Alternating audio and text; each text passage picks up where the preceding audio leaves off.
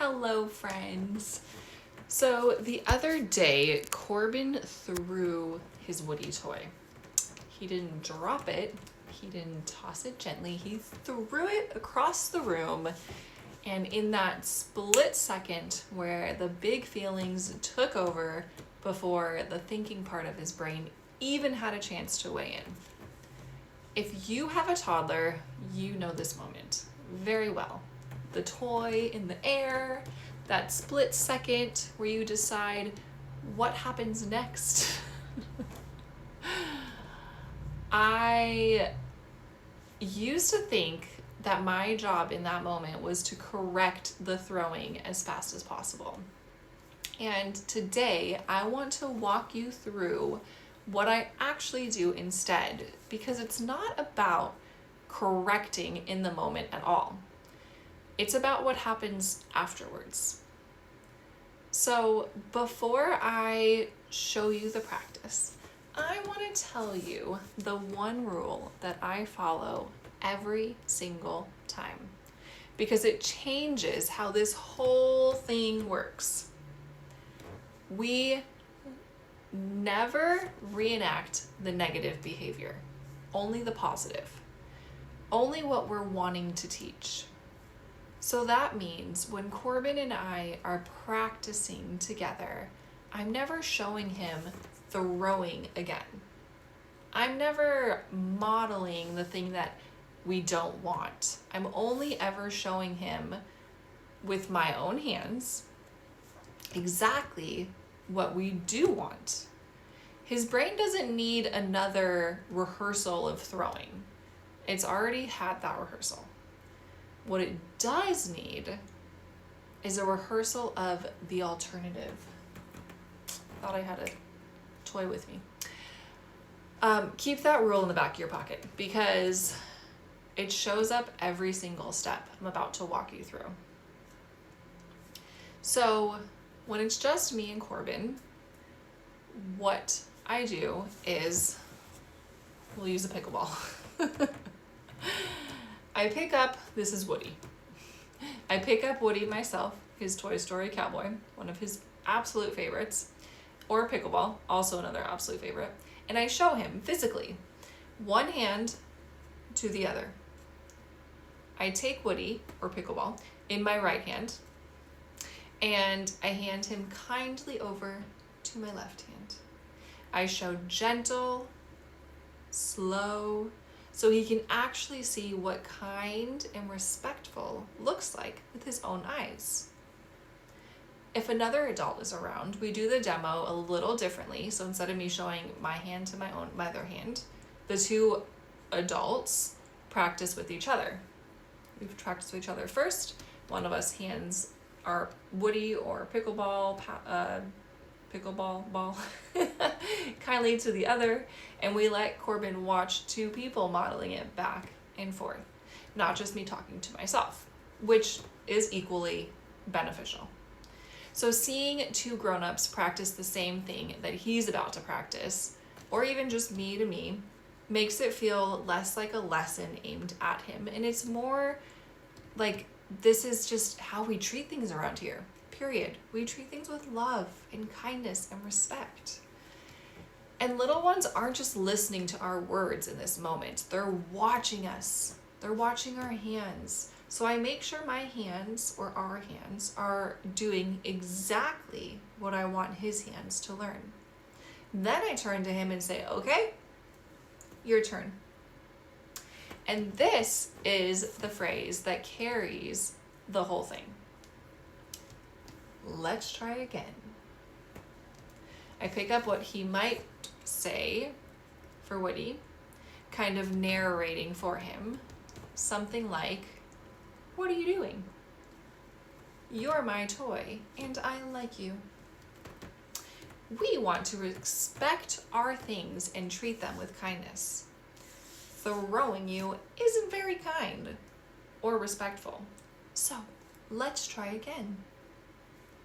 And then I hand Woody to him kindly. And now it's his turn. He takes Woody and hands it back to me. And we do this back and forth a few times, hand to hand, kindly, until it starts to feel natural in his body and not something that he just heard me say once. This isn't a one and done correction. It's practice. The same way learning to hold a spoon or a stacking blocks is a practice. We don't expect him to get it from just being told. We expect him to get it from doing it with us over and over until his hands know what kind feels like. So here's something important. I don't actually talk about respect and kindness the second the toy hits the floor. Toddlers' brains aren't ready to listen to reasoning in that very first moment. That part of the brain it's processing language and logic is not the part that's activated when a big feeling just took over. So if I launch into a conversation about respect while he's still flooded, none of it is actually landing. And I'm talking to a brain that isn't available to hear me yet. So I wait. I let the practice happen first, the hand to hand, the calm back and forth. And it's only once he's already calm, once we've already practiced the kind way to handle things, that I bring in the words about respect and kindness at all. The doing comes first.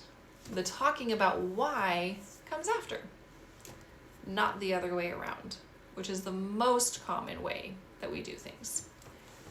So there's a piece of our life that's made this lesson even bigger than just Woody or the pickleball.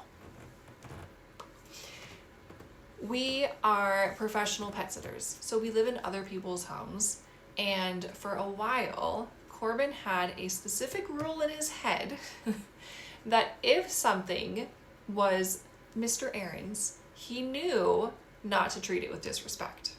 He knew to treat it with respect. Like, oh, is it Mr. Aaron's?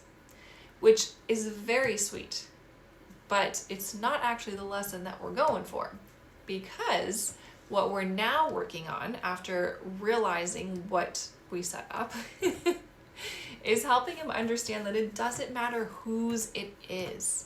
It doesn't matter if it's Mr. Aaron's or if it's Corbin's or Mommy's or Daddy's or the playgrounds or a friend's. We treat everything with respect and kindness, period, because we are so grateful for our things.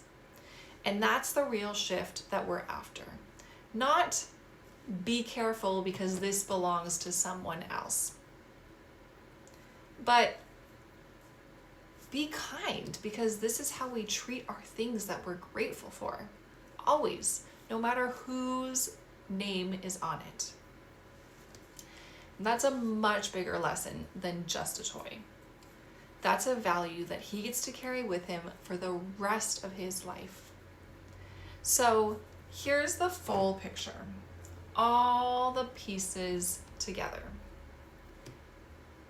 Corbin throws something. I don't reenact the throwing, not even to make a point. I pick up the item myself and I show him, hand to hand, exactly what kind and respectful looks like. Then I invite him to try. Your turn. We go back and forth a few times until it feels natural in his hands. Only once he's calm, we've already practiced, do I bring in these words about respect and kindness and about being grateful for what we have no matter whose it is. If you want to try this in your house this week, here is the practice in 4 simple steps. Number 1, don't reenact the negative, only show the positive. Number 2, demonstrate hand to hand yourself first, slow and kind. Number 3, invite them to try and practice the back and forth a few times. Number 4, wait until they're calm before you talk about the why. I invite you to try just one moment this week. It doesn't have to be every moment, just one moment. And if this was helpful, share it with another mama or daddy who needs this today, or caregiver, anyone that's with children. And if you want more of this kind of thing, hit subscribe, like, follow, all the cool buttons, because we talk about this all the time here at Calm and Colorful. I will see you next time. Have a calm and colorful day.